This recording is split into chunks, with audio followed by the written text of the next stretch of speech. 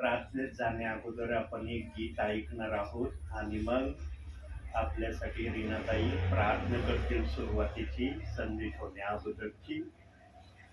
कुणी डोळे उघडायचे नाही.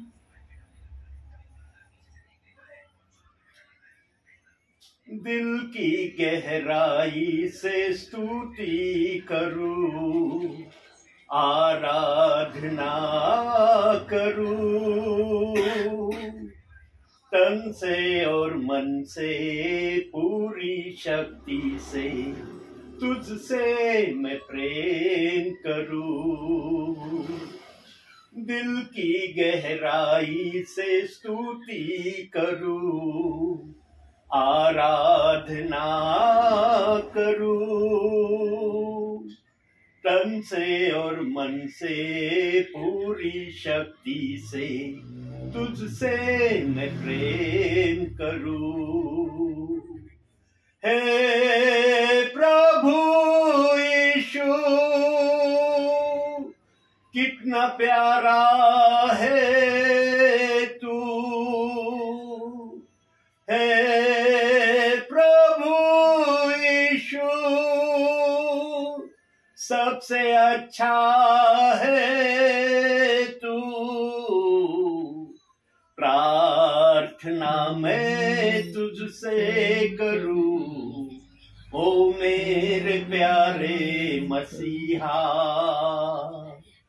प्रार्थना मैं तुझसे करूं, ओ मेरे प्यारे मसीहा. तेरा वचन जो सबसे निराला, उसको मैं हर पल ढूंढूं. तुझ में रह कर ही तुझ में खो जाऊं, आत्मा से भरता जाऊं. तेरा वचन जो सबसे निराला, उसको मैं हर पल ढूंढूं. तुझ में रह कर ही तुझ में खो जाऊं, आत्मा से भरता जाऊं. हे प्रभु यीशु, कितना प्यारा है तू. हे प्रभु यीशु, सबसे अच्छा है तू.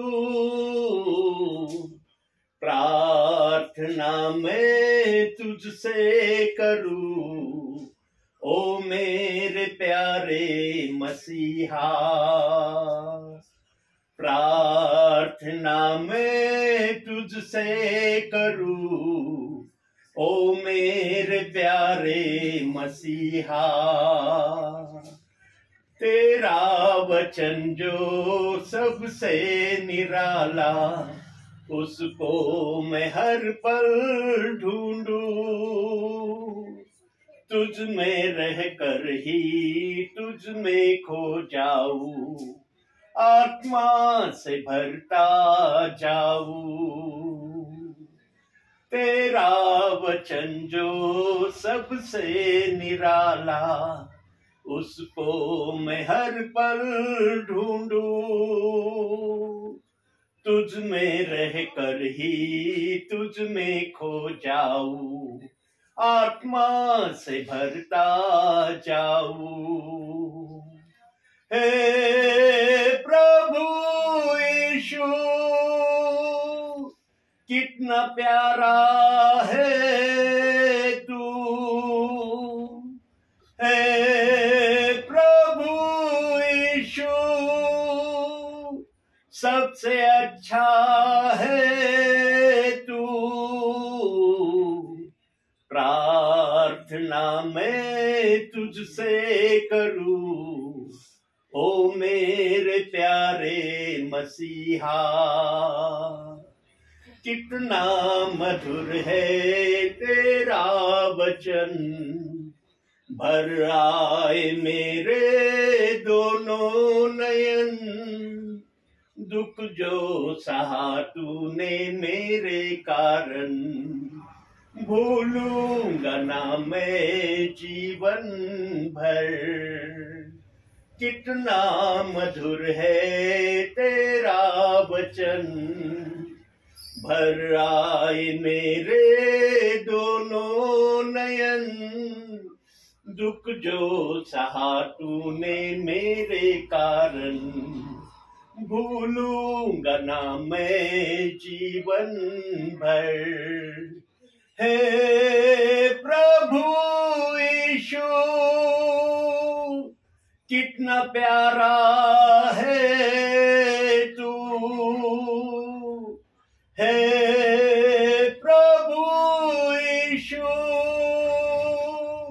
सबसे अच्छा है तू। प्रार्थना मैं तुझसे करूं, ओ मेरे प्यारे मसीहा।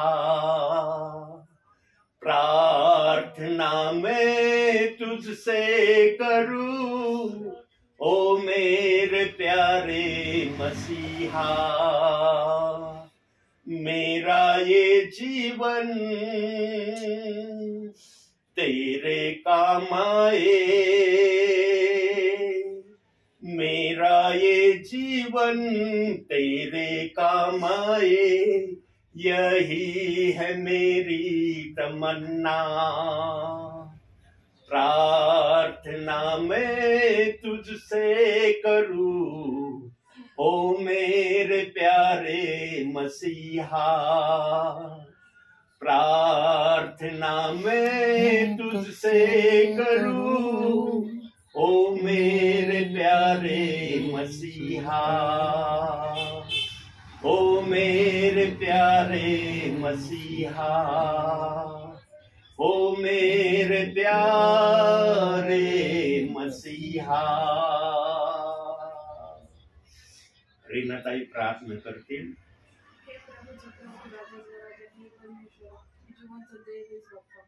परमेश्वरा, सगळ्यांच्या काही इच्छा अपेक्षा आहेत परमेश्वरा, तू येशूच्या नावात पूर्ण करशील परमेश्वरा, अशी आशा धरते परमेश्वरा। खूप विनंती करते परमेश्वरा, जे काही माझ्या अंतःकरणातून मी तुझ्या जवळ बोलते परमेश्वरा, ते लवकरात लवकर पूर्ण कर परमेश्वरा, आणि ते फळ लवकर मला दे परमेश्वरा, अशी तुझ्या चरणी प्रार्थना करते। आमेन।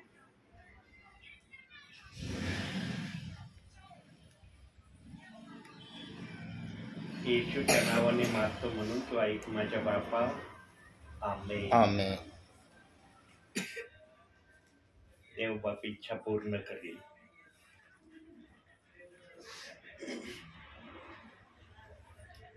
जेव्हा आत्मेने प्रार्थना केली जाते ना, तेव्हा आपला आत्मा आहे ना आपल्या कंट्रोल मध्ये राहत नाही, तो देवाच्या कंट्रोल मध्ये जातो। आणि देवाच्या आत्म्याला जसं आपल्या आत्म्याला चालवायचं ना तसं तो आत्मा करतो। आता बघा, मी गाण्यामध्ये एक गाण्याचं चरण डबल गायलं का नाही? कारण माझा आत्मा देवाच्या आत्म्याशी संपर्कात होता, त्या आत्म्याला वाटलं की माझ्या आत्म्याचं गौरव डबल व्हावं, म्हणून ते चरण मी डबल गायलं, न तर मला डायरेक्ट तिसरं चरण गायचं होतं। प्रियांनो, डोळे बंद झाले किंवा प्रार्थनेमध्ये बसलो, तुम्ही तुमचे नसतात बरं का, लक्षात ठेवा ही बात कधी पण तुमचं मन जे आहे ना, तुमची बुद्धी फक्त देवाच्या संपर्कात जाणं महत्वाचं आहे। तुमची बुद्धी जर देवाच्या संपर्काच्या बाहेर असली ना, मग इकडं काय चाललंय ते तुमच्या बुद्धीला आकलन होत नाही। तुमची बुद्धी XYZ जो काही विचार करते ना त्याच्यामध्ये तुम्ही मग्न राहता। मग संदेश देतं त्याच्या हळूच जर पालकांनी विचारलं मी कोणतं वाक्य बोललो, आता हे वाक्य बोलण्या अगोदर ज्यांचं लक्ष असेल त्यांना सांगता येईल, पण ज्यांचं लक्ष नसेल ना, बुद्धीने दुसरीकडे भटकवलेलं असलं ना, मग ते म्हणतील नाही काहीतरी ऐकलं माझ्या लक्षात नाही आलं। का नाही लक्षात? कारण तुम्ही ते ऐकलंच नाही म्हणून लक्षात आलं नाही। ऐकलं असतं तर असं होईल का की तुमच्या लक्षात राहणार नाही? जे रनिंग वाक्य बोलतो ती तर तुम्ही बोलू शकता ना, मागचे वाक्य नाही बोलू शकत मी पण समजतो, पण जे रनिंग वाक्य, आता हे रनिंग शब्द बोललो मी, समजा म्हणलं कोणता शब्द मी बोललो आता एवढ्यात, तर तुम्ही लगेच म्हणू शकता रनिंग शब्द, बरोबर आहे का नाही? म्हणून संदेशाच्या वेळेस लक्षपूर्वक संदेश ऐकण्याकडे ध्यान द्यायचं. काढूया आपण आता एचकेलाचं पुस्तक, 3रा अध्याय. ठीक आहे, सांगतो. हो, मी पण काढतो आज, माझ्या हातात बायबल आहे. धर यश, यश तर जा. तिकडे नाही, इकडे ये. तिकडे एचकेल 3रा अध्याय 7वं वचन मी वाचत आहे. शांत बसायचं. यश इकडे ये. एचकेल 3रा अध्याय 7वं वचन. पण इस्रायल घराण्याने तुझे ऐकणार नाही, कारण माझे ते ऐकणार नाही, का की इस्रायलाचे सगळे घराणे कठीण कळपाचे व कठीण हृदयाचे आहेत. बघा देव बाप्पाचा शब्द काय आलाय. इस्रायलाचं घराणं, आता इस्रायलाचं घराणं म्हणलं म्हणजे ते आम्हाला प्रथम माहिती असलं पाहिजे. इस्रायलाचं घराणं, इस्रायलाचे घराणे 2 असू शकतात किंवा 2 असा अर्थ लावण्यात येतो. काही जण म्हणतात इस्रायल देश आहे ना, त्या देशाविषयीच प्रभूचं वचन आहे, त्या लोकांसाठीच प्रभू आला होता आणि त्याच लोकांना इस्रायली घराणं प्रभूंनी म्हटलंय. परंतु देवाचा आत्मा या वाक्याला मान्यता देत नाही. देवाच्या आत्म्याने आम्हाला जरूर विदेशी लोक गणलेला आहे बायबलमध्ये, आम्ही विदेशातून आलेले विदेशी लोक आहे, परंतु आम्हाला देव बाप्पाने विदेशी नाव नाही ठेवलं, आम्हाला पण इस्रायली लोकांबरोबर बनवलेला आहे. जो दर्जा त्यांना आहे तोच दर्जा आम्हाला आहे. असं नाही की हा इस्रायल घराण्याचा भाग वेगळा आणि विदेशातून आलेल्या इस्रायली लोकांचा भाग वेगळा. देवबाप कधीच आपल्या वचनाला अशा प्रकारे विश्वासणाऱ्यांमध्ये ठेवत नाही. देव बाप्पाची मी मागील दिवसात सांगितलं ना संदेशामध्ये, देव बाप सगळ्यांकडे एका नजरेने पाहतो, त्याच्या नजरेमध्ये भेदभाव नसतो. तो कधी भेदभाव करत नाही की अरे हे विदेशातून आलेत, हे खुद्द इस्रायल देशातले आहेत. अशी परिकल्पना आमच्या देव बाप्पाच्या मनात कधी येत नाही. तो एका अँगल मध्ये सर्वांना पाहतो. पण आज जे वचन आलंय त्या वचनामध्ये असं सांगण्यात आलेलं आहे की इस्रायलाच्या घराण्याचं मन कठीण आहे. आता हा शब्द का प्रभूने वापरला? आता जर इस्रायली घराणं आम्हाला देव बाप्पानी केलं तर मग इस्रायली घराण्याला कठीण मन आहे त्यांचं, असं बोलण्याची देव बाप्पाला इच्छा का झाली?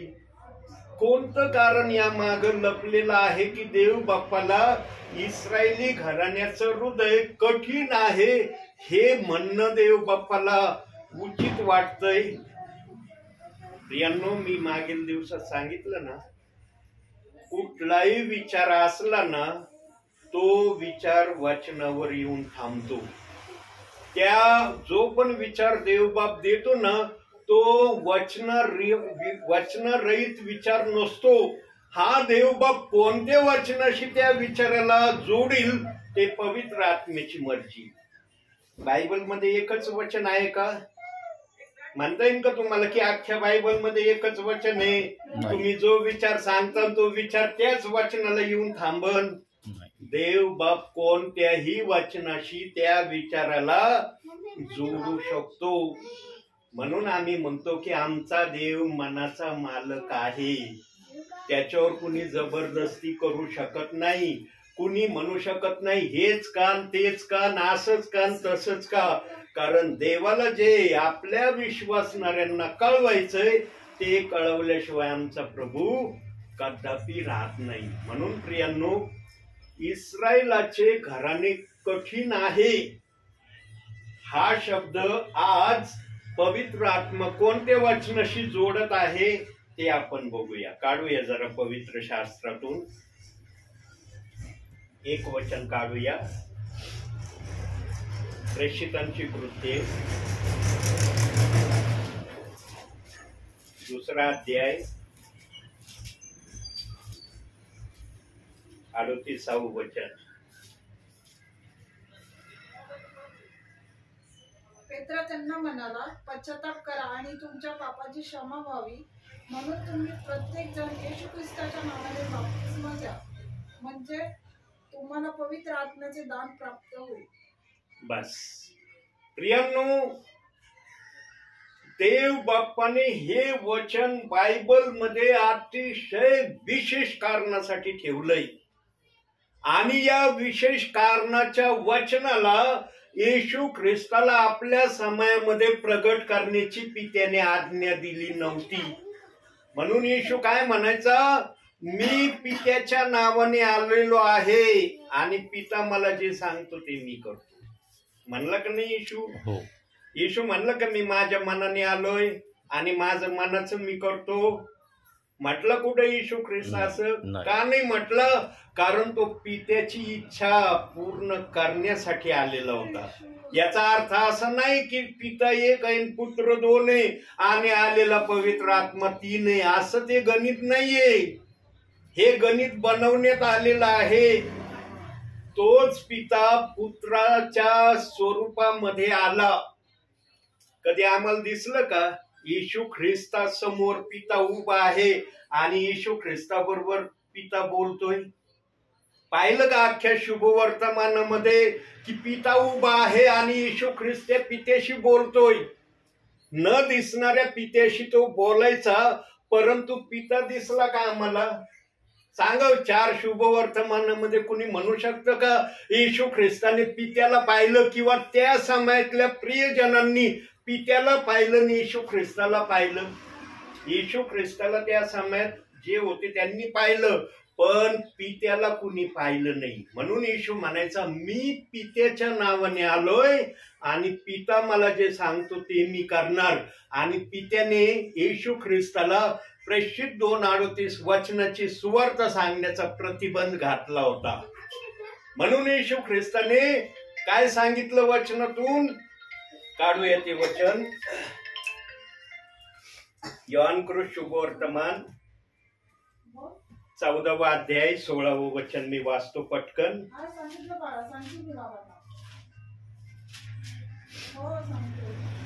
मी पित्याला विनंती करीन, मग तो तुम्हाला दुसरा काहीवरी म्हणजे सत्याचा आत्मा देईल, त्याने तुम्हा बरोबर सदा सर्वदा राहावे. म्हणून हे जे वचन आहे या वचनाची घोषणा करण्याची देव बाप्पाने येशू ख्रिस्ताला मान्यता दिली. पण हे वचन काय आहे हे येशू ख्रिस्ताला पित्याने प्रगट केलं नाही. म्हणून येशू ख्रिस्त म्हणला की पित्याने देव केलेल्या पवित्र आत्म्यातून कैवरीतून ते तुम्हाला कळवलं जाईल. आणि ते पेंटिकॉस्टच्या दिवशी पेत्रामध्ये अग्नीच्या जिभाने आलं आणि त्याने आपली भाषा त्या समयात जेवढे हजारो जण होते त्यांना सांगितलं. आणि त्याच्यातले 3,000 ती भाषा कळली, बाकीच्यांना कळली नाही. बाकीच्यांना का नाही कळली? कारण ते ऐकत नव्हते. त्यांचं शरीर इथं होतं पण ते भटकत होते दुसरीकडे. आणि जे भटकणारे होते त्यांना वचन समजलं नाही. पण जे खरोखर ऐकत होते, अरे मला ऐकायचंय, अग्नीच्या जिभेतून वचन येतंय, मला लक्ष देऊन ऐकायचंय. ज्यांनी लक्ष देऊन ऐकलं त्यांना ते कळलं आणि त्यांच्या हृदयात सुटसुट सुटफूट सुरू व्हायला लागली. आणि मग ते पेत्राला म्हणाले, आम्ही काय करावं? मग पेत्राने पुढचा रस्ता दाखवला, जे ताईंनी वचन वाचलं. प्रियांनो, देव बाप्पाने आपल्या मर्जीने जशी सुवार्ता सांगण्याचं ठरवलं होतं ती सुवार्ता बायबलमध्ये पवित्र आत्म्याने ठेवली. येशू ख्रिस्ताला जर अधिकार दिला असता ना प्रेषित 2:38 वचनाची सुवार्ता सांगण्याचा, तर मग पेत्राला पेंटिकॉस्टच्या दिवशी उभा राहायची गरज राहिली नसती. पण हे कार्य येशू ख्रिस्ताने पवित्र आत्म्यातून, कैवरीतून, तो कैवरी आत्मा सांगणार होता. त्यावेळेला येशू दिसला का? जी अग्नीची जीभ आली तेव्हा येशू ख्रिस्त दिसला का? तिथं वचनात सांगितलंय की कैवरी दुसरा येईल आणि तो माझ्याविषयी तुम्हाला सांगन, येशू ख्रिस्ताविषयी सांगन. पण येशू ख्रिस्त उभा दिसला का त्या ठिकाणी?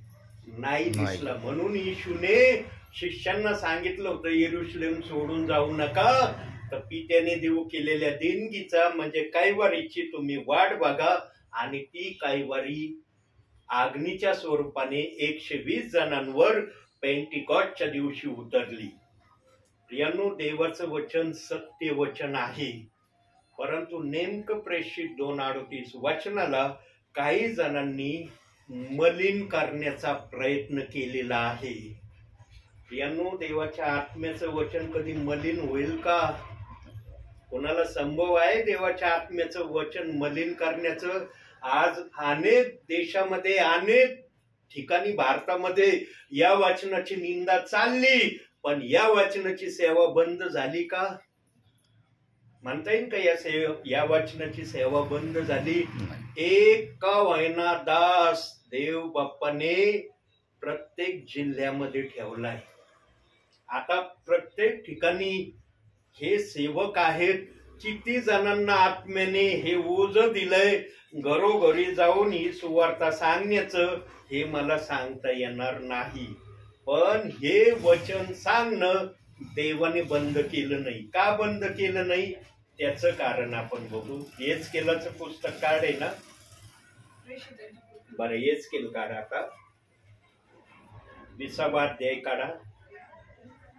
आल्याबरोबर दाखवलं ना, फ्रेश मान नाही, फक्त वचन दाखवले, संदेश नाही. ना तर पाहणाऱ्यांना वाटणार अरे संदेश तयार केलाय वाटतं. निरनिराळे वचन आहेत, फक्त संदेशाला नाव नाहीये.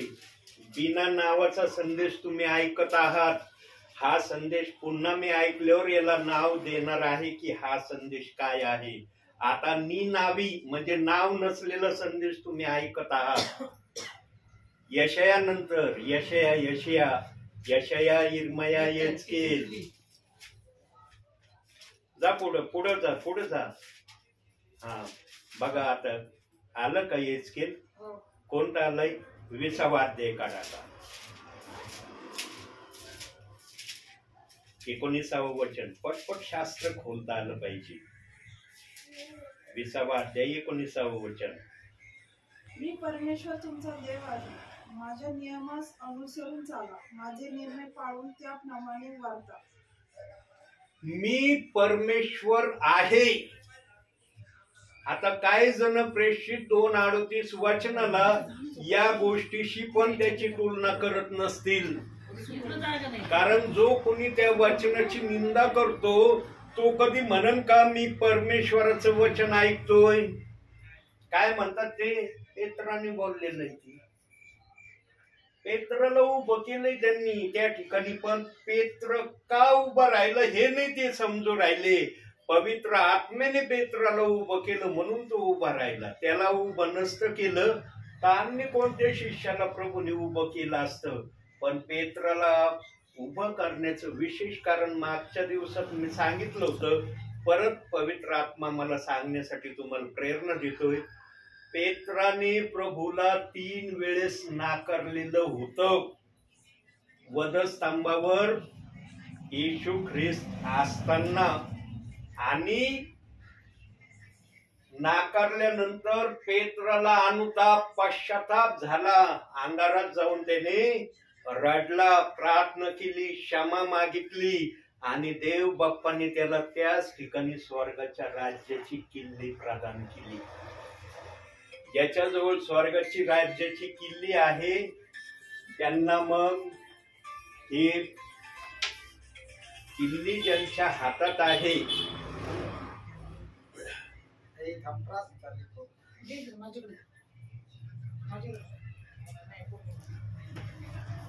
किल्ली ज्यांच्या हातामध्ये आहे त्याच्या जवळ जर हा पेंटिकॉस्टच्या दिवशी संदेश आला नसता तर मग पेत्राला किल्ली देण्याचा काय अर्थ होता का स्वर्गाच्या राज्याची?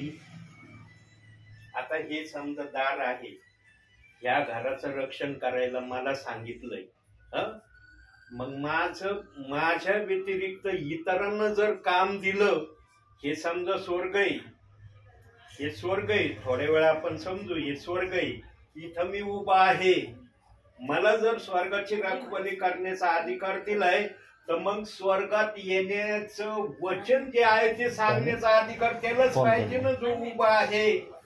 दुसऱ्याला जर अधिकार दिला तर मग हा जो उभा आहे स्वर्गाच्या दरवाज्यावर, याचा काय अर्थ राहील का?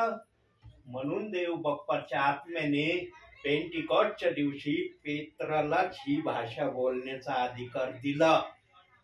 प्रियांनो, मी नेहमी सांगतो, अंतिम समयामध्ये असे काही विचार, अशा काही गहन गोष्टी पवित्र आत्मा विश्वासणाऱ्यांना कळवणार आहे. कारण आता देव बाप्पाच्या आत्म्याला पण कळतंय की आता तारणारा कोणत्याही समयाला प्रियजनांना घेऊन जाण्यासाठी येणार आहे. धन्य ते कान आहेत ज्यांना देव बाप्पाचं अद्भुत रहस्याच्या गोष्टी ऐकायला मिळत आहेत. प्रियांनो, हे साधारण समजू नका. या घरामध्ये येऊन प्रभूच्या आत्म्याने अशा प्रकारे सेवकाच्या द्वारे तुम्हाला कळवणे हे सोपं समजू नका. सांगा, एकच या ठिकाणी तुम्हीच आहात का? ख्रिस्तामध्ये बाकी नाहीत का कुणी? म्हणता येईल का तुम्हाला की आमच्या परिवाराशिवाय या भागामध्ये कुणीच ख्रिस्ती नाही? अनेक परिवार आहेत ज्याही मला माहिती नाही, पण त्यांना हे कळवलं जात नाही. ते तुम्हाला कळवलं जातंय. का कळवलं जातंय? कारण देवाच्या मर्जीशिवाय हे होऊ शकत नाही. देव मन आणि अंतःकरण ओळखणारा आहे.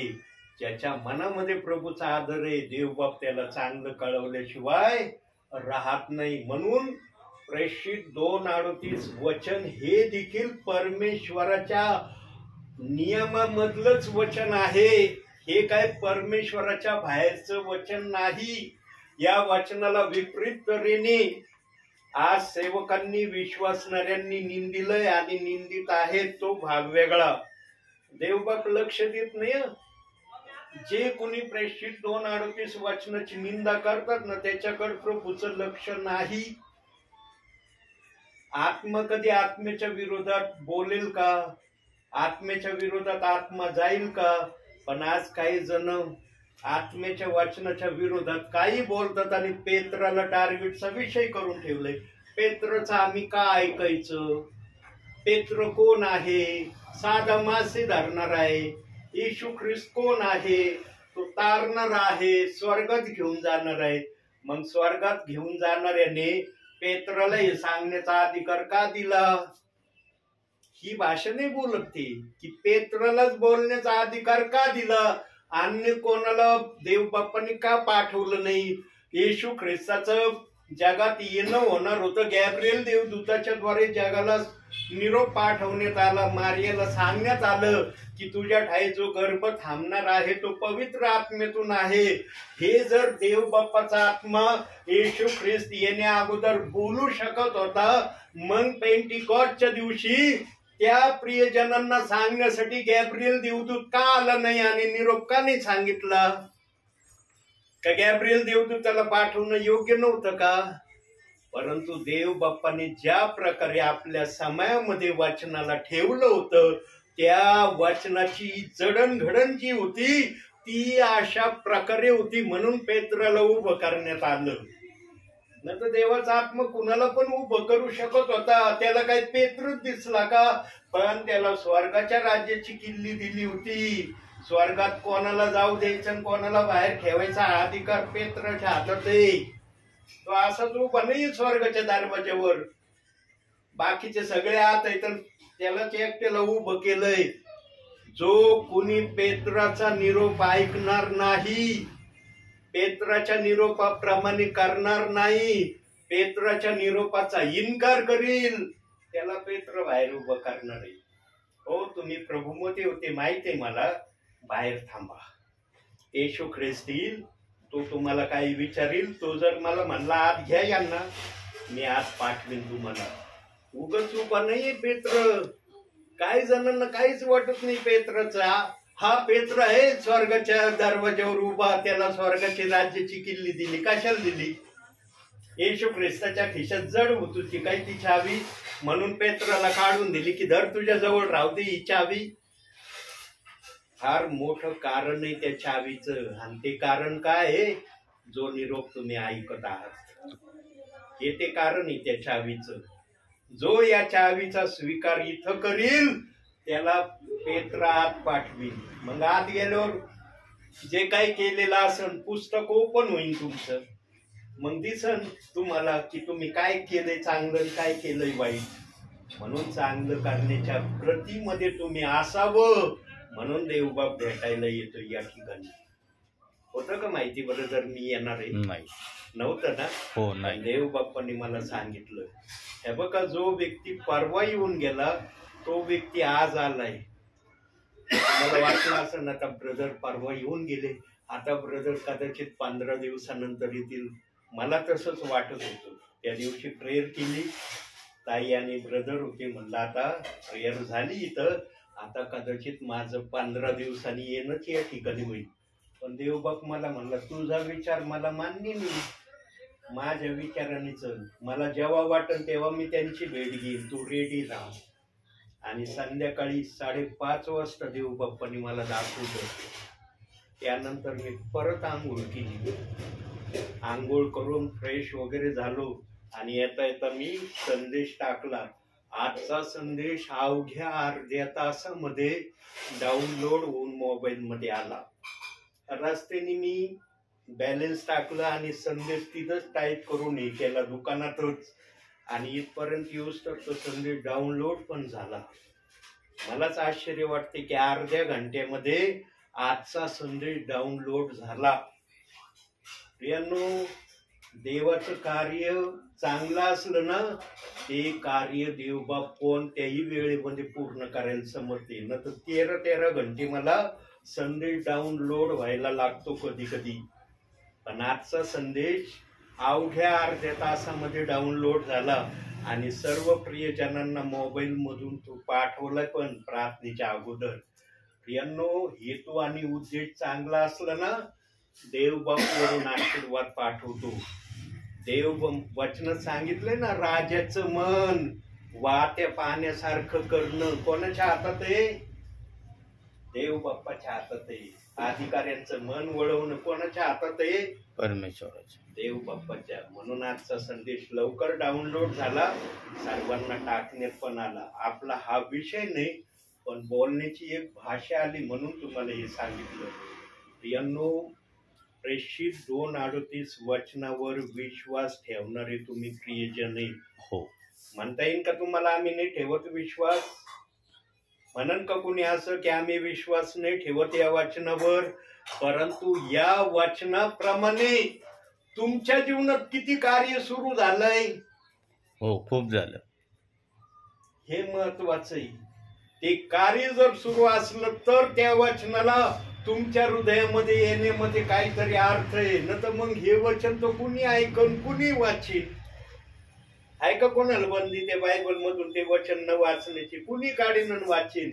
पण त्या वचनाने कार्य किती केलंय हे जास्त महत्वाचं आहे.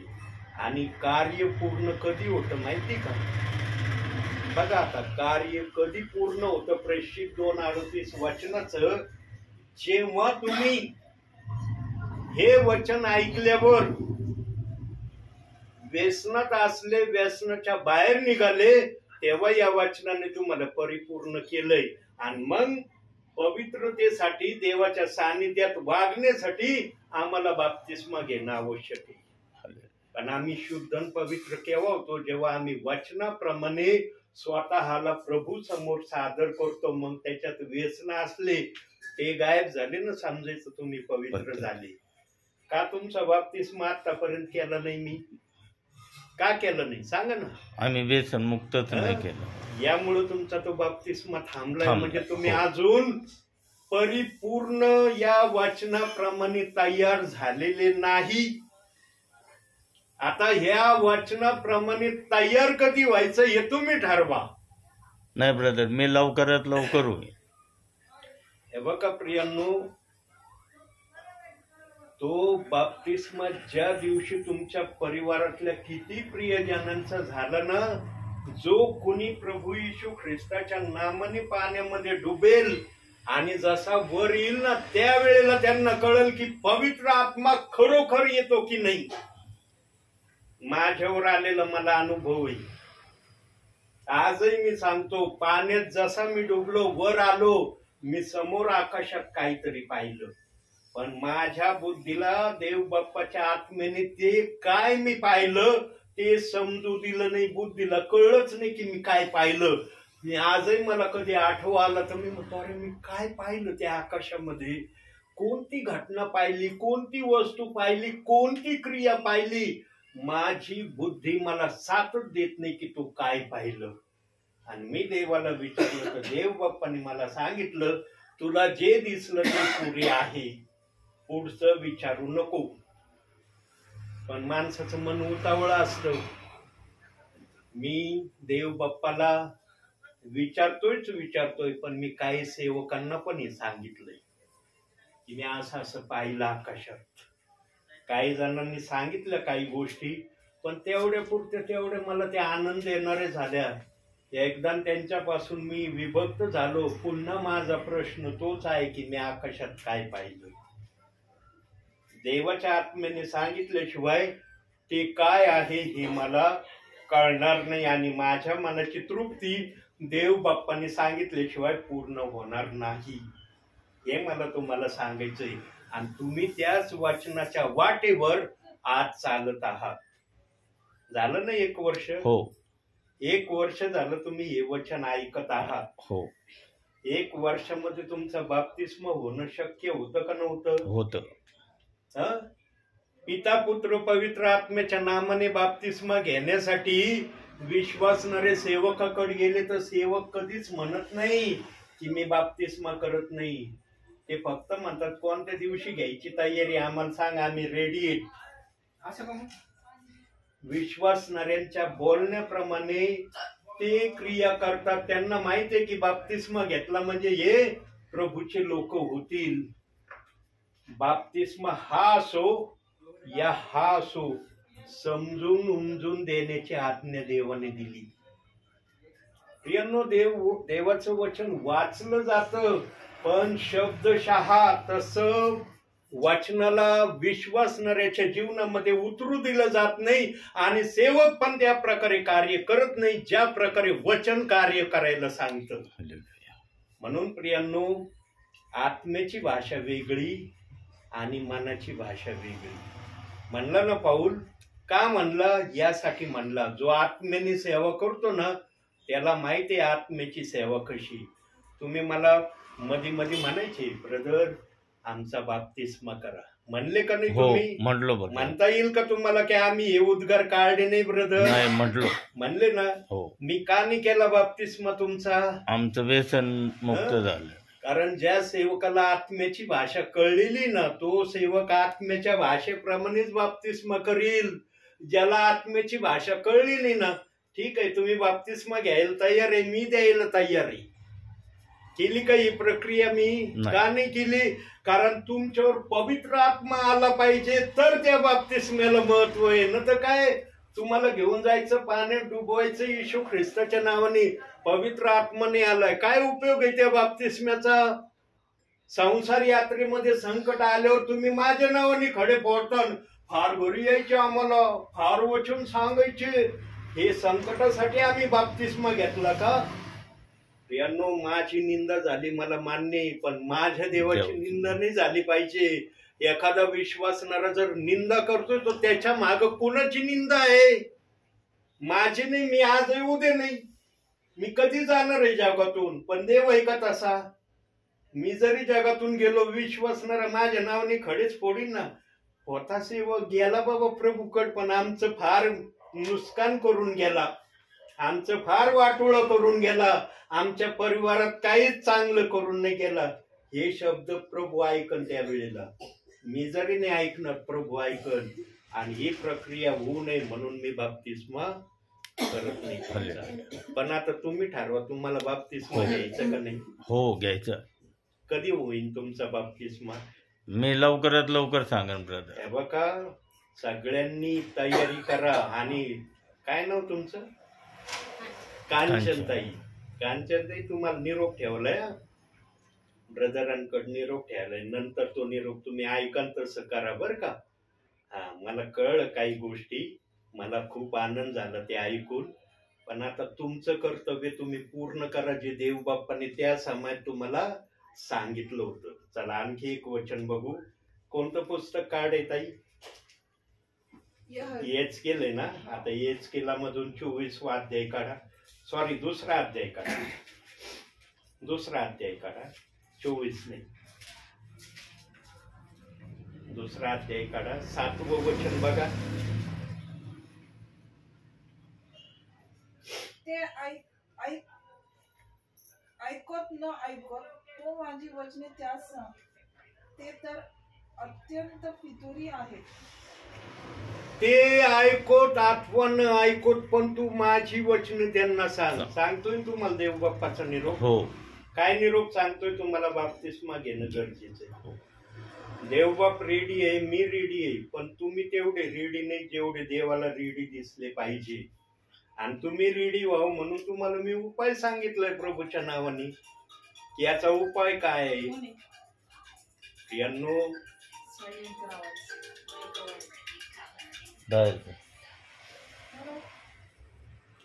असा उपाय तुमच्या जीवनातून देवासाठी तुम्ही करा. वचन वाचलं ना देव लगेच बोलला पाहिजे. लगेच बोलला पाहिजे. लगेच देवाचा आत्मा म्हणला पाहिजे. कोटवर व्यसन त्यांच्यात राहतो तू. ते तुला हाकलून देते. काढण्याची तयारी केली तू का जात नाही त्यांच्यातून. तुमच्या सांगण्याने ते निघत नाही ना. देवाच्या सांगण्याने पळून जातील. पण तुमचं तयारी तशी दिसत नाही. व्यसन पण कदाचित आतून म्हणत असतील येशू ख्रिस्ताचं नाव यांनी सांगितलं आम्ही फार घाबरलो फार घायल झालो. आम्हाला वाटतं कधी निघावं यांच्यातून. पण यांचा विश्वासच तसा दिसना निघण्याजोगा. यांनो अशा विश्वासाची प्रार्थना करा. मागच्या वेळेचे शब्द मला देवबाप आठवण करून देतोय. काय शब्द बोलला होता पवित्र आत्मा की पुढच्या वेळेला जर माझं येणं झालं या परिवारात तर एक तरी प्रियजनांनी म्हणावं की देव बाप्पांनी माझं व्यसन पूर्णपणे घालवलं. पण आजही तो शब्द गुड न्यूज देव बाप्पाला मिळाली नाही. पण ब्रदर म्हणतात की आता माझ्याकडून तुम्हाला लवकरच मिळेल ऐकायला मिळणार आहे. आता या विश्वासावर विश्वास ठेवून मी असं म्हणू इच्छितो की देव बाप हा शब्द तुमचा पूर्ण करू. आणखी एक वचन बघू. स्तोत्र संहिता 24वा अध्याय काढा. आता स्तोत्र 24 5वं वचन.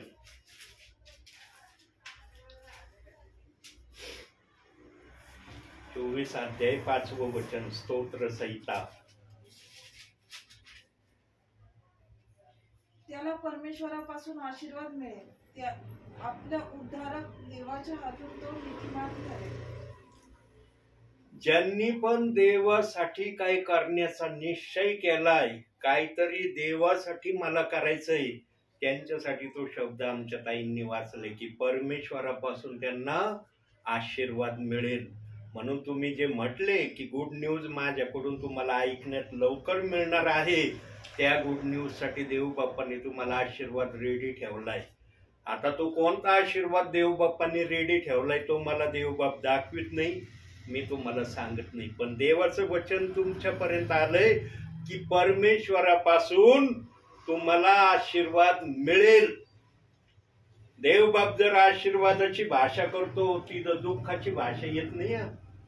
ध्यानात ठेवा ही बात. पण जर आशीर्वादाप्रमाणे क्रिया झाली नाही मग पुढं काय होईल ते मी सांगू शकत नाही. पण ज्याने निर्धार केलाय ना प्रियानो मी व्यसनी माणूस होतो. मी म्हणत नाही मी व्यसनी नव्हतो. माझ्यासारखं तर व्यसन जगातल्या कोणत्याच व्यक्तीने केलं नसेल. मी आजही इतकं ठामपणे बोलतो अख्खी गायच्या पुडी तोंडामध्ये ठेवणं, ते पण 50 आणि 60 पैशाची गायच्या पुडी पूर्ण तोंडात ठेवणं कोणाला शक्य नाही, पण यांनी शक्य करून दाखवलं त्या समयामध्ये. आणि जे माझे मित्रजन होते, परिवार होते, ओळखीचे, ते म्हणायचे या व्यक्तीची तंबाखू खाणं फार डेंजर आहे, या व्यक्तीला तंबाखूची पुडी दिली ना परत येणार नाही, सगळी पुडी गायब झाली समजायची तुम्ही. म्हणून मला त्या समयामध्ये कोणी गायच्या पुडी देत नव्हतं. मी जर कधी कधी अडवलेला असलो म्हणलं ना मला पुडी द्या, म्हणायचे नाही, असली तरी देत नव्हती. त्यांना माहित होतं सगळी पुडी गायब होणार आहे. ती तंबाखू खाणारा मी व्यक्ती होतो, पण देवाने मला त्या तंबाखूच्या जाळ्यातून बाहेर काढून आज काय बनवलंय. यांनो, देवाशी विश्वासू राहिलं ना, देव कधी धोका देत नाही. पण विश्वासूपणा दाखवा तुम्ही. अहो, ते तुमची मिसरी काय महत्वाची नाहीये. मी तर तिला काहीच समजत नाही बुवा. मी कागदाची देखील त्या मिसरीला उपमा देऊ इच्छित नाही. कागदाचं वजन भारी, पण त्या मिसरीचं वजन नाही असं मी समजतो. पण का तुमच्यामध्ये ती इतकी भारी होऊन बसली मलाच माहिती नाही. ती का खाडकणी निघून पळून जाई नाही. माझी तंबाखू गेली पळून, मी म्हणलं निघ येशूच्या नावाने, निघली ती बाहेर, परत आली नाही माझ्याकडे, आतापर्यंत आली नाही. तुमचा विश्वास ठाम पाहिजे. बघा, एक वचन बघूया, योहान शुभवर्तमान 11वा अध्याय. एक शब्द दाखवतो, आज सकाळी मी वाचला तो शब्द. 21वं वचन वाचा. योहान शुभवर्तमान नवीन करारामध्ये, नवीन करार, नवीन, तिकडं नाही, इकडं पुढं. हा 11वा अध्याय काढा, 21वं वचन वाचा.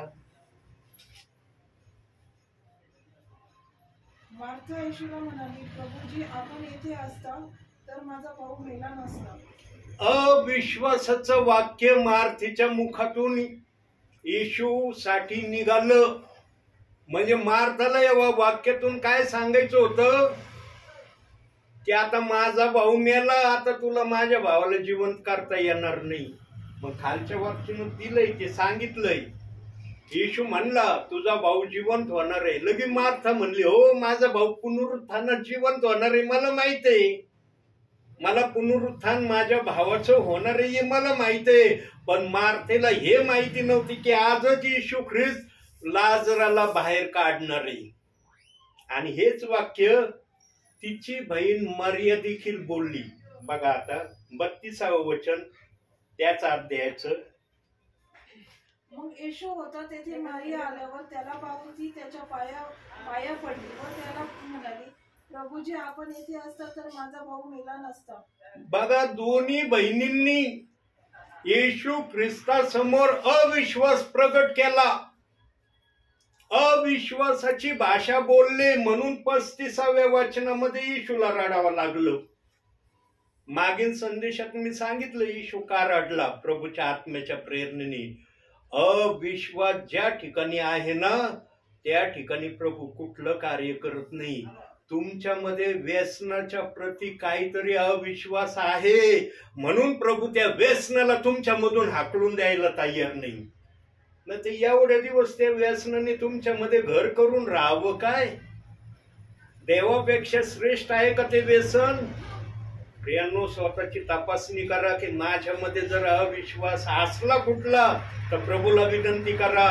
कारण अनेकांनी बायबलमध्ये सांगितलं, प्रभू माझा विश्वास काढ आणि मला विश्वासू बनव. आणि येशू ख्रिस्ताने त्यांना विश्वासू बनवलं. नक्कीच तुमच्यामध्ये कुठला तरी अविश्वास असेल, म्हणून हे वचन देव बाप्पांनी मला दाखवायला सांगितलं. प्रियांनो, जिथं अविश्वास असेल ना, तिथं देव पण काही करणार नाही व्यसनासाठी, लक्षात ठेवा. आणि जिथं व्यसन निघणार नाही ना, मग व्यसनाला वाटणार आहे या अविश्वास मी सुरक्षित आहे. जोपर्यंत तुमच्यात अविश्वास राहील ते व्यसन तुमच्यामध्ये राज्य करेल. ज्या दिवशी तुमच्यात विश्वास येईल, येशू ख्रिस्त या व्यसनाला म्हणून निघाता बाहेर, ताबडतोब निघ. क्षणभराचा वेळ लावू नको, निघ यांच्यातून. लाजराला जर बाहेर काढलं प्रभूने 4 दिवसाच्या मेलेल्याला, मग तुमचं व्यसन देव बापने काढणार का बाहेर?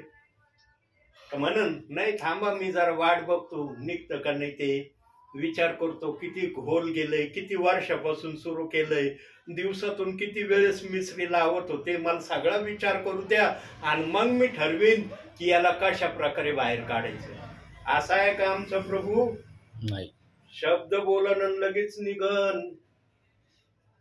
प्रियांनो, देवबाप मला एक एक गोष्ट संदेशामध्ये दाखवतो जे माझ्या बुद्धीला समजत नाही ना, देवाचा आत्मा मला कळवतो. विश्वासाची प्रार्थना करा, विश्वासाची. अविश्वासाची प्रार्थना करू नका. अरे व्यसन जातं का नाही, निघतं का नाही, कधी निघन. देव बाप्पाकडे द्या त्या व्यसनाला. प्रियांनो, मी तुमच्या बाबतीस्मे करण्यासाठी इतका आतुर झालोय ना, काय सांगू तुम्हाला माझ्या मनाची आतुरता.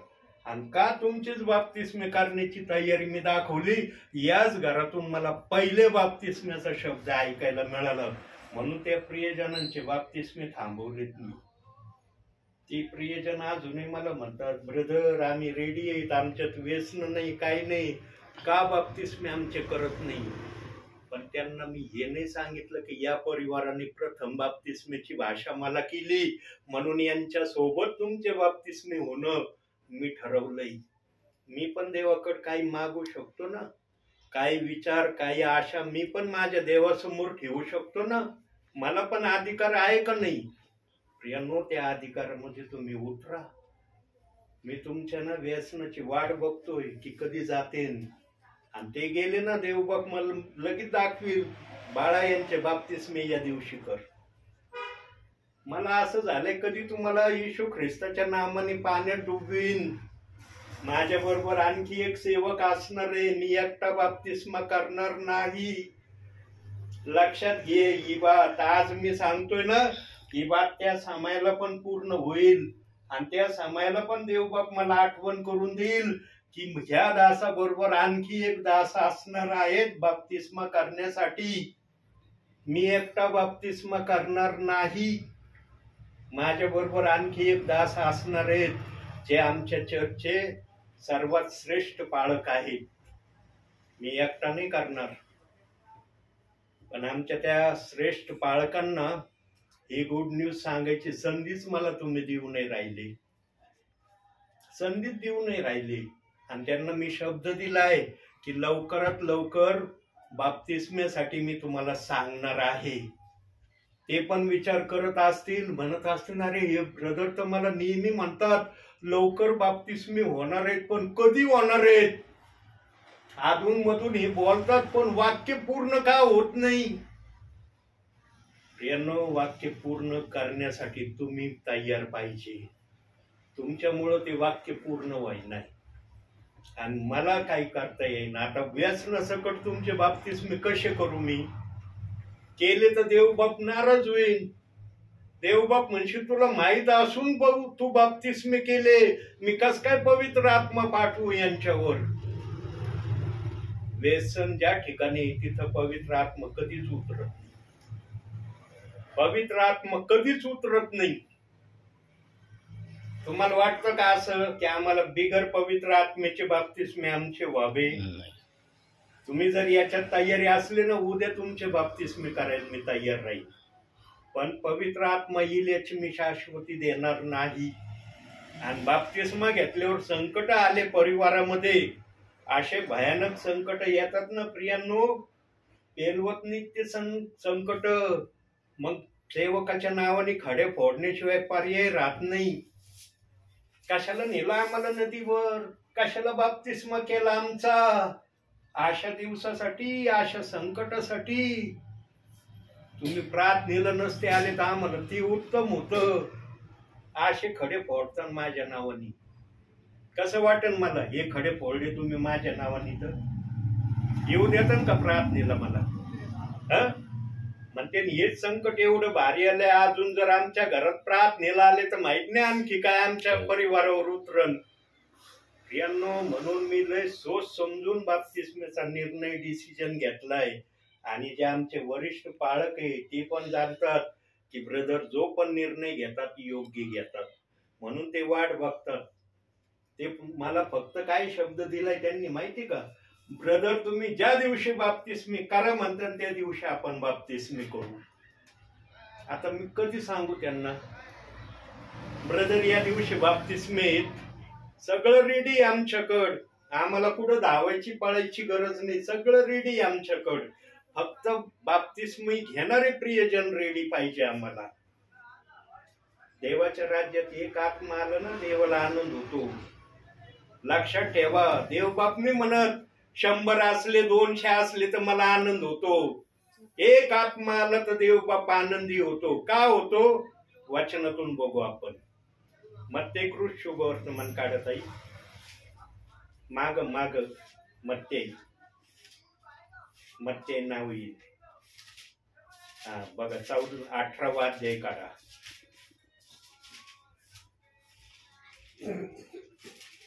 काढला?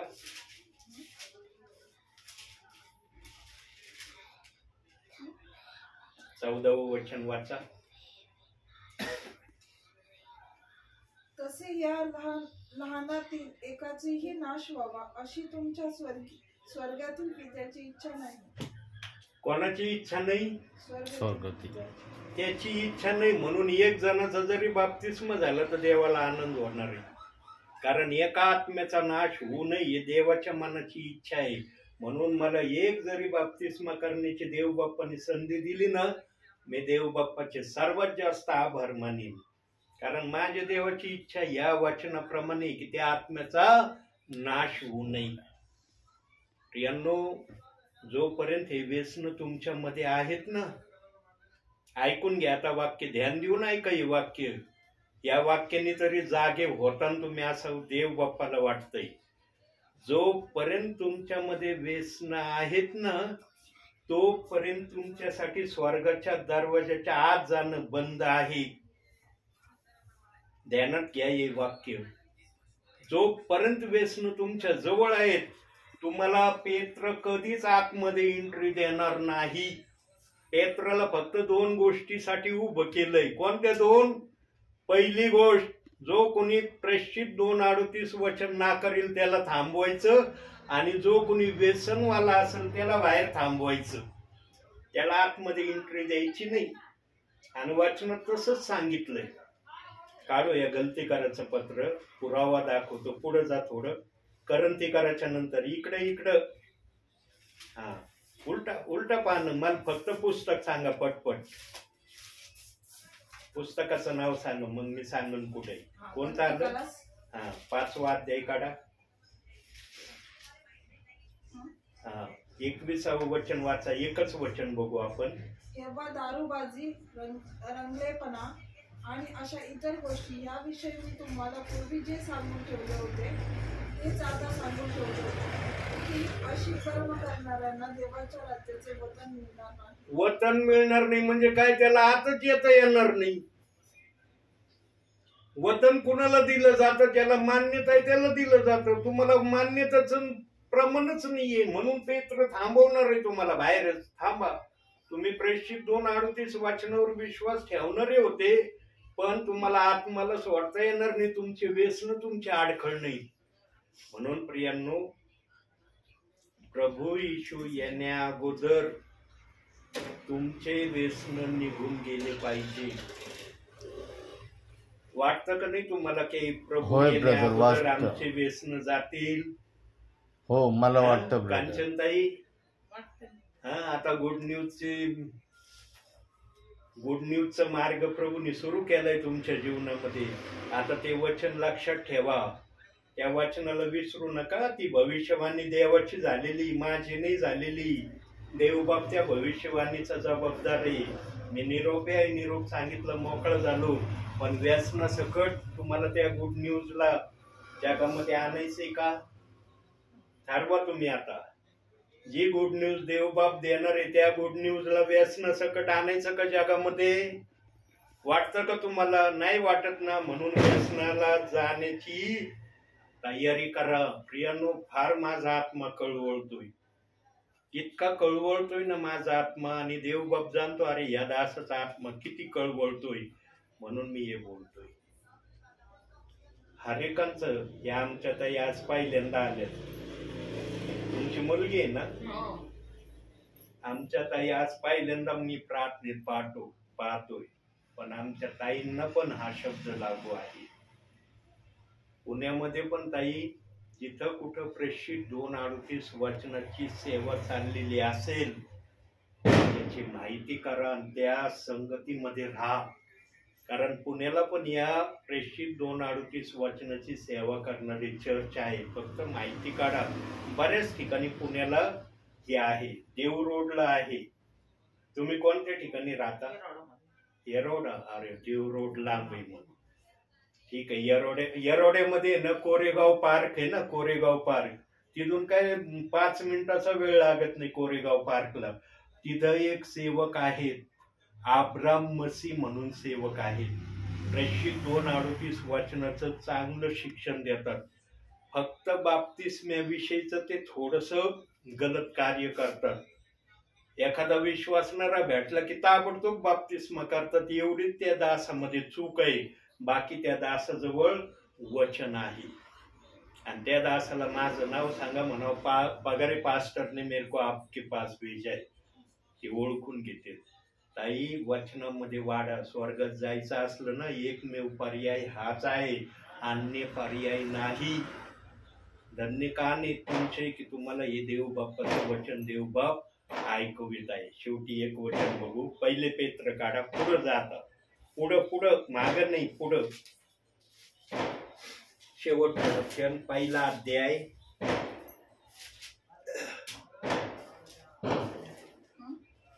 काढलं पहिलं पेत्र, पहिला अध्याय 14वं वचन बघा. तुम्ही यज्ञांकित नाही, आज्ञांकित. सॉरी, अज्ञांकित मुळे व्हा आणि अज्ञानावस्थेतील आपल्या पूर्वीच्या वासनानुसार वागू वर्तू नका. तुम्ही आज्ञांकित मुले व्हा. आता तुम्हाला व्हायचं का नाही आज्ञांकित मुलं? होय. देवबाप तुम्हाला आज्ञांकित मुलं कधी म्हणन? ज्यावेळेस आमचं व्यसन सुटन त्यावेळेस. बरोबर. याचा अर्थ असा होत नाही की आता तुम्ही आज्ञांकित मुलं नाही. आता पण आहात, पण तुमच्यामध्ये ती आहे. तुम्ही दोष रहित आज्ञांकित मुलं नाही, दोषासहित असलेले आज्ञांकित मुलं सध्या आहेत देवाच्या नजरेत. पण देवाला दोषासहित असलेले आज्ञांकित मुलं नको आहे. पूर्णपणे स्वच्छ निर्मळ झालेले आज्ञांकित मुलं हवे आहेत. म्हणून देवाने स्वर्गाचा दरवाजा व्यसनवाल्यांसाठी बंद ठेवलाय. प्रभू येण्या अगोदर, ऐका आता या वाक्यावर मी थांबणार आहे, आता जास्त बोलणार नाही. प्रभू येण्या अगोदर जर तुमचे व्यसन सुटलेले प्रभूला दिसले नाही ना, मग प्रभू तुमचा हमखास न्याय करील की तुमचे व्यसन का सुटले नाही. माझा सेवक एवढं तळमळीने कळवळीने सांगत होता, तुमचे व्यसन का सुटले नाही, किंवा मला तुमचे व्यसन सोडण्यासाठी मी का तयार झालो नाही. दोन्ही पैकी एक प्रश्न विचारला जाईल. मी तुमचे व्यसन काढण्यासाठी तयार का झालो नाही, किंवा तुमचे व्यसन तुमच्या शरीरातून का गेले नाही. मग याचं उत्तर आतमध्ये येईल. इथं बुद्धी बोलते, ही बुद्धी सांगते ना असं बोल, तेच बोललं जातं. पण हा जो आत्मा आहे ना इथं बसलेला हृदयामध्ये, तो आत्मा प्रभूला सांगत काय. आणि त्या आत्म्याला खरं कारण माहिती, तुमचं व्यसन तुमच्यातून का निघत नाही. आणि ते कारण तुमच्या बुद्धीला समजावं म्हणून मी तुम्हाला देवबापाकडे प्रार्थना करा म्हणतो. प्रार्थना करा, देवबाप सांगन हे व्यसन कोणत्या प्रकारे निघण्यास समर्थ होईल. जोपर्यंत त्या व्यसनाला तो शब्द तुमच्याकडून ऐकवला जाणार नाही, तवर व्यसन गरज करत राहील. पण आता आमच्या बंधूंच्या हृदयातून ते व्यसन लवकर बाहेर निघण्याची तयारी करत आहे, असं तरी मी विश्वास धरतो. कारण त्यांच्या बोलण्यामध्ये इतका जल्लोष आणि आनंद दिसतोय. त्यामुळं यांचं व्यसन आता गुड बाय करण्याच्या रस्त्यावर उभं आहे. पण तुमचं व्यसन काय म्हणतंय? तुमचे व्यसन कोणत्या रस्त्यावर उभे? ते म्हणते नाही आम्ही चांगलंच घर केलं, या घरामध्ये लवकर निघण्याची इच्छा नाही दिसत आम्हाला, असं म्हणतंय तुम्हाला ते व्यसन. प्रियांनो, हे जर म्हणत असेल ना व्यसन तुम्हाला, धोक्याच्या रस्त्यावर आहे तुम्ही. लवकर बाहेर निघा. येशू ख्रिस्त सहाय्यता करायला गंभीर तयार आहे. देवाचं वचन वाचून प्रार्थना करून जर व्यसन निघत नाही म्हणल्यावर मग कशाने निघन ते व्यसन?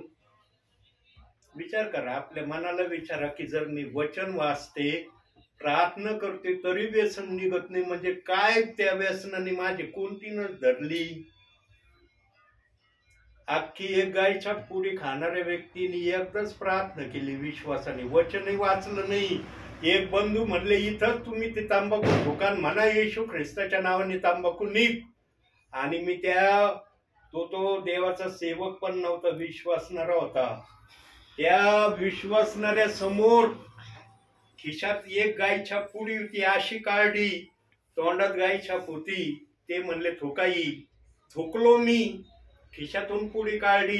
ते म्हणे ही कशाला ठेवली? म्हणलं पुढच्या विड्यासाठी रेडी ठेवली होती. म्हणे गटारीत द्या टाकून. येशूच्या नावाने जी गटारीत टाकली ना पुडी, त्या पुडीला आतापर्यंत हातात घेतलं नाही. याला म्हणतात व्यसन सोडणं. तुम्ही प्रार्थना करतात, बायबल वाचतात, मी तर भर उन्हामध्ये फक्त येशूच्या नावाने शब्द बोललो आणि देवाने माझे ते शब्द ऐकले, माझं व्यसन सुटलंय. आणि आज सेवक या दर्जाने देव बाप्पाने मला आपल्या समोर आणलंय. प्रियांनो, देवासाठी काही केलं ना तर देव पण आपल्यासाठी काही करतो. म्हणून म्हणतात ना, झळ खाल्ली तर फळ मिळतं. झळच खायला तयार नाही, कसं फळ मिळन? फळ तर सगळ्यांना पाहिजे, पण झळ खाणं थोडी. मी पूर्ण विश्वासाने म्हणलं, येशू ख्रिस्ता मला ही तांबाखू नको आता, मला ही तांबाखू नाही पाहिजे. आणि येशूने ऐकलं तो शब्द. मी तर वचनही वाचलं नाही. भर रस्त्यावर होतो मी. श्रीरामपूरमध्ये, बेलापूर गावामध्ये 1994 साली एप्रिल महिन्यामध्ये दुपारी 1:30च्या नंतरचा वेळ होता. त्या दिवसापासून तंबाखू सुटली तर आजच्या दिवसापर्यंत मी तंबाखूला हात नाही लावला. त्याला म्हणते देवाच्या नावाने व्यसन सोडणं. तुम्ही तर वचन वाचून प्रार्थना करतात, मी तर फक्त शब्दांनी बोललो तर देवाने ऐकलं माझं. म्हणून विश्वासाने बोला प्रियांनो. मला असं झालंय, किती प्रियजनांचे बाप्तिस्मे मी करीन, इतकं माझं मन आतुर झालंय. त्या परिवारांना पण बाप्तिस्म्यासाठी मी बोलावणार आहे. ते तर रेडीच आहेत, ते फक्त शब्द ऐकायला मागतेत. ब्रदर कधी म्हणतील बाप्तिस्म्यासाठी, आता तुम्ही तयार व्हा. तुमच्यामुळं थांबलंय. असं न हो भविष्यामध्ये की ते प्रियजन बाप्तिस्मा म्हणून हिरमोसल्यासारखे होऊन बाप्तिस्म्यापासून माघारी जाईल. कधी कधी असं पण होऊ शकतं, एखाद्याची जर आशा पूर्ण नाही झाली, जाऊ दे सेवक बाप्तिस्मा नाही करत, आम्हाला बाप्तिस्माच नाही घ्यायचा, असं पण होतं कधी कधी. पण मी देवाकडे विनंती केली, देव बाप्पा त्यांच्या मनात तशी प्रेरणा येऊ देऊ नको. या प्रियजनांना रेडी होईपर्यंत त्यांच्या मनाची तयारी तू करत राहा. आतापर्यंत तसंच चाललंय, पण आता हे कुठवर असंच करायचं? कुठवर करायचं? याची काही सीमा वगैरे आहे का नाही? प्रत्येक वेळेला येतो, फक्त आमचे बदर थोडेशा तयारीत आहेत. थोडीशी त्यांची तयारी दिसती पवित्र आत्म्याला की हे बिलकुल आता सुटण्याच्या मार्गावर आहे. तुम्ही कोणत्या मार्गावर आहेत? वचन तर ते ऐकतात, वचन तुम्ही ऐकतात. तुमची तयारी कुठपर्यंत झाली? तुमचं व्यसन कुठपर्यंत आलंय बाहेर निघण्याच्या तयारीमध्ये? काय त्या जागेवर बसलेलं? करू दे यांना प्रार्थना, वाचू दे यांना बायबल, मी आहे तिथं सुरक्षित. असं व्यसन जर म्हणतंय ना तर तुमची धोक्याची सिग्नल आहे. आणि मग इथं उभा राहणारा तुम्हाला आत जाऊ देणार नाही. भावी जीवनामध्ये जो व्यक्ती स्वर्गामध्ये येणार नाही ना, त्या व्यक्तीसारखा दुर्दैवी व्यक्ती कोणी नाही जगामध्ये. कशासाठी विश्वास ठेवलाय रीनाताई?